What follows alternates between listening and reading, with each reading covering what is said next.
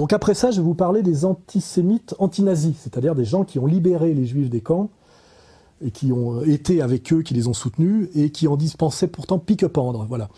Alors, première citation du général Patton, qu'on connaît parce qu'il y a eu un film sur lui, dont la mort est suspecte d'ailleurs. Hein. Je pense qu'il a été éliminé et assassiné. Hein. Notamment parce qu'après avoir gagné la guerre contre l'Allemagne nazie, il voulait poursuivre et empêcher l'Europe de Staline de prendre, enfin qu'on lui offre la moitié de l'Europe. Lui, il n'a pas compris, à mon avis, c'est ce qu'on appelle un goy, un bon militaire, mais un goy imbécile. Il n'a pas compris pour qui il travaillait. Pour ça, il aurait fallu qu'il lise Stash Mullins, Douglas Reed, voilà les livres que nous promouvons. Et il aurait peut-être compris que c'était plus compliqué que ce qu'il avait cru et qu'il aurait peut-être mieux fait de rester chez lui plutôt que de bouffer du boche. Voilà. Alors, lettre du 27 août 1945 du général Patton, constatant les horreurs commises sur la population civile allemande. Hein, parce que n'oublions pas que les Allemands, 7 millions de mecs au tapis. En plus, c'est 7 vrais millions, hein, c'est pas 6. Hein, 7, c'est plus que 6, et ça, c'est des vrais millions. Hein. Voilà, la catastrophe hitlérienne, on va l'appeler ça comme ça, parce que c'est une catastrophe, c'est une Shoah, c'est vrai, c'est une catastrophe, a tué au bas mot 7 millions d'Allemands. Après les Russes, c'est le second peuple victime de la Deuxième Guerre mondiale. Hein. Voilà. Alors, j'étais à Francfort pour une conférence du gouvernement civil. Si ce que nous faisons s'appelle la liberté, je ne comprends pas comment les Américains peuvent tomber si bas. Ça, c'est juif, j'en suis sûr et certain. Donc ça, c'est lettre du général Patton à Francfort le 27 août 1945. Il est sur le terrain, hein, c'est encore fumant. Voilà. Ça ressemble beaucoup d'ailleurs à Rigaudon et D'un château l'autre de Céline, sa conception, sa vision. Voilà. Dans son journal, le 31 août 1945, toutes ces horreurs proviennent des Juifs qui essayent de se venger de cette manière. En réalité, les Allemands sont le seul peuple qui soit resté convenable en Europe. C'est correspondance certifiée du général Patton du 31 août 1945. Je vais vous la relire, hein, elle est belle. Toutes ces horreurs, donc c'est ce qui découvre du massacre des populations allemandes et de la destruction de l'Allemagne par des bombardements sur les civils. Et c'est d'ailleurs par ça qu'un certain Vincent Renoir explique effectivement les tonnes de cadavres qu'on va trouver dans les camps aussi. À partir de 1943, la stratégie alliée a été de bombarder l'Europe, non seulement pour détruire les pays, et notamment l'Allemagne, mais aussi pour démoraliser les populations et par la suite pour pouvoir pénétrer et envahir l'Europe afin de la libérer. Et cette stratégie de bombardement a provoqué des morts par centaines de milliers.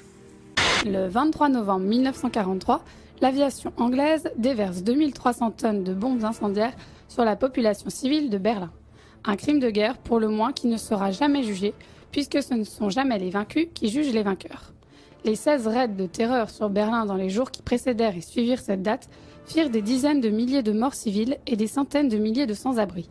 Eh bien, cette stratégie en 1945, une fois la victoire acquise, cette stratégie qui avait fait des centaines de milliers de morts au mépris de toutes les lois de la guerre, il a fallu la cacher. Hein, il faut s'intéresser à ce que dit Renoir sur l'explication de ces tonnes de cadavres faméliques. Voilà, on permet là de raccorder tout ça. Hein. Je veux dire, l'Allemagne a été réduite en cendres, y compris comment dirais-je, les camps de concentration. Il faut bien comprendre, ça n'y a pas échappé. Pénurie alimentaire, destruction des accès par le train, donc livrés à eux-mêmes, sans nourriture, etc.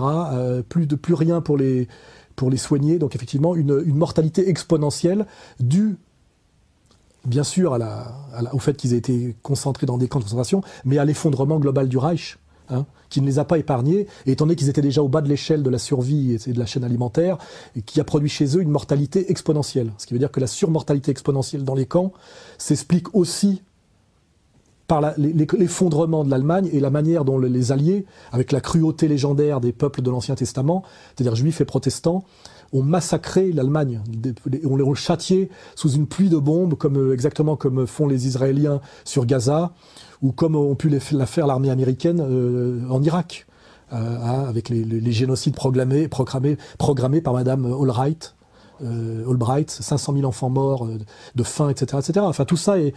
We have heard that 500,000 children have died. I mean, that's more children than died in Hiroshima. And you know, is the price worth it? I think this is a very hard choice, but we think the price is worth it. C'est cette vision judéo-protestante, talmudo-sioniste, voilà, qui choque même le général Patton, qui n'était pas un rigolo. On mettra des extraits de Patton. I want you to remember that no bastard ever won war by dying for his country. He won it by making the other poor dumb bastard die for his country. My God, I actually pity those poor bastards we're going up against. By God, I do. We're not just going to shoot the bastards. We're going to cut out their living guts and use them to grease the treads of our tanks. We're going to murder those lousy Hun bastards by the bushel. Donc je relis cette phrase parce que je la trouve incroyable. Je la découvre également. Je ne suis pas un spécialiste au départ. Dans son journal le 31 août 1945, où il est sur le territoire de l'Allemagne en cendres. Toutes ces horreurs proviennent des Juifs qui essayent de se venger de cette manière. En réalité, les Allemands sont le seul peuple qui soit resté convenable en Europe. Je vous rappelle que Patton est mort de mort suspecte et on peut soupçonner qu'il ait été assassiné. Voilà. On est souvent assassiné pour service rendu, après service rendu. Que ce soit symboliquement ou physiquement. Vous vous intéresserez, il est mort. Général Leclerc aussi, il y a une fin de vie bizarre aussi. Il y a des gens qui meurent comme ça. Voilà. Alors après Patton, je vais vous citer le président des États-Unis, Harry Truman, qui n'était pas spécialement pro-allemand, comme vous pouvez vous en douter. Et dans sa note de son journal du 21 juillet 41. Je sais pas, donc il n'est peut-être pas encore président là. Il y accède après la mort de Roosevelt. Voilà. Bon. Donc c'est le futur président des États-Unis, Harry Truman, et c'est en 25 juillet 41. Alors, et eu un entretien de 10 minutes avec Henry Morgenthau à propos du bateau juif en Palestine. Lui ai dit que j'en parlerai au général Marshall. Les juifs n'ont aucun sens des proportions ni aucun jugement des affaires mondiales. Je trouve que les juifs sont très égoïstes. Ils se foutent complètement de savoir combien d'Estoniens, Lettons, Finlandais, Yougoslaves ou Grecs sont tués ou maltraités comme personnes déplacées aussi longtemps que les juifs obtiennent un traitement de faveur.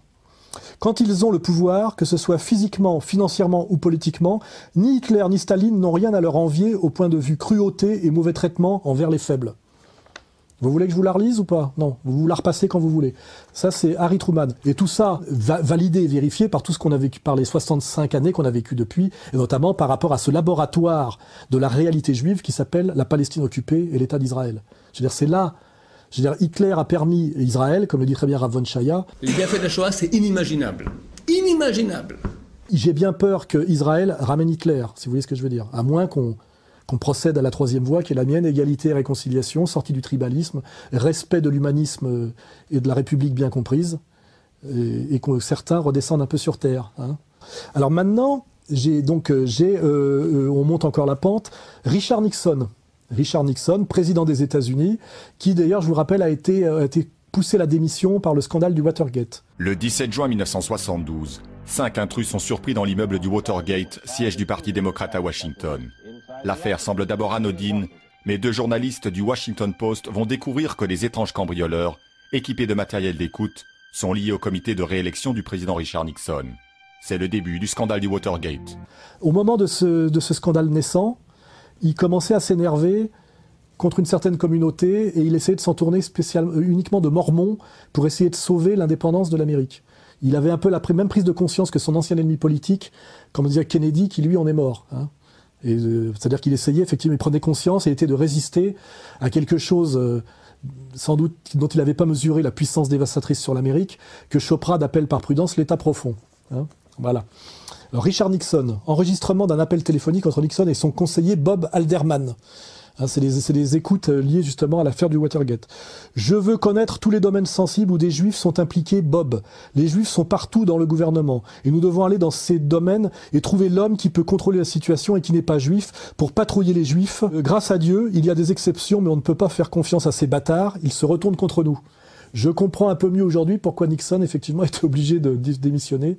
Et d'ailleurs, intéressez-vous à l'identité de ceux qui, dans le journal qui était je sais pas si c'était le Washington Post, qui ont révélé le scandale du Watergate. Il me semble qu'il y avait peut-être une petite solidarité tribale et communautaire, et que finalement, il y avait peut-être un lien, exactement comme Cohn-Bendit était de la même communauté que l'oligarchie américaine qui reprochait à De Gaulle pas mal de choses sur le rapatriement de l'or, la sortie de l'OTAN et vive le Québec libre. Et finalement, quelque part, si le journaliste qui l'a fait tomber, en plus d'être un honnête journaliste, n'était pas simplement soit un idiot utile du tribalisme, soit un tribaliste en mission pour faire tomber un président qui essayait de se révolter contre une certaine oligarchie qu'il avait parfaitement identifiée.